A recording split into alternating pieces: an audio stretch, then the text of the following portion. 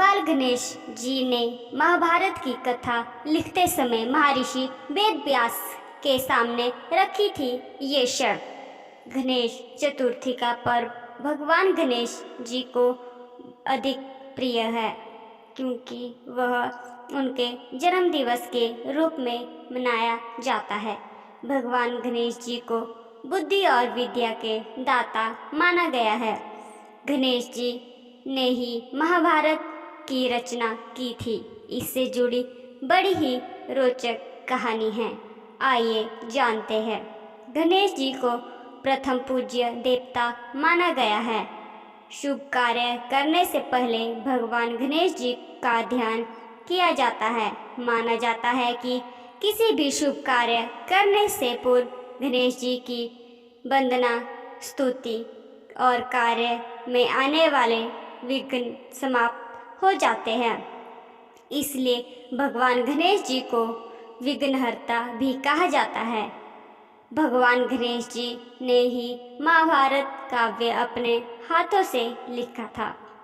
पौराणिक कथा के अनुसार विद्या के साथ साथ भगवान गणेश को लेखन कार्य का भी अधिपति माना गया है।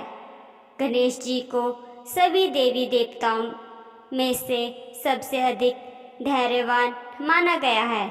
उनका चिंतन स्थिर और शांत बताया गया है।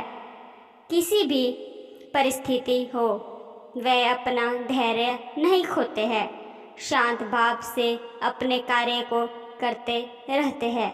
इसी कारण उनकी लेख और शक्ति भी अद्वितीय मानी गई है। महर्षि वेद व्यास भगवान गणेश के इसी खूबी के चलते अति प्रभावित थे।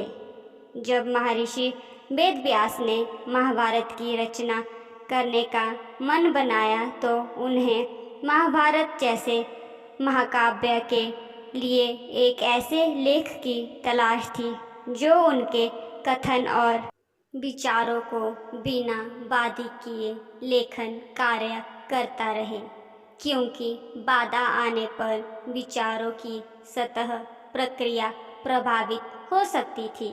महर्षि वेद व्यास ने सभी देवी देवताओं की क्षमताओं का अध्ययन किया, लेकिन वे संतुष्ट नहीं हुए।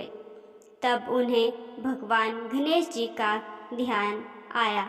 महर्षि वेद व्यास ने गणेश जी से संपर्क किया और महाकाव्य लिखने का आग्रह किया। भगवान गणेश जी ने वेद व्यास जी के आग्रह को स्वीकार कर लिया, लेकिन एक शर्त उनके सम्मुख रख दी। शर्त के अनुसार काव्य का आरंभ करने के बाद एक भी क्षण कथा कहते हुए रुकना नहीं है, क्योंकि ऐसा होने पर गणेश ने कहा कि वह वहीं लेखन कार्य को रोक देंगे।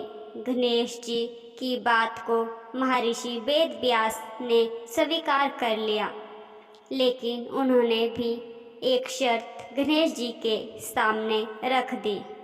महर्षि वेद व्यास जी ने कहा कि बिना अर्थ समझे वे कुछ नहीं लिखेंगे। इसका अर्थ ये था कि गणेश जी को प्रत्येक वचन को समझने के बाद ही लिखना होगा। गणेश जी ने महर्षि वेद व्यास की इस शर्त को स्वीकार कर लिया।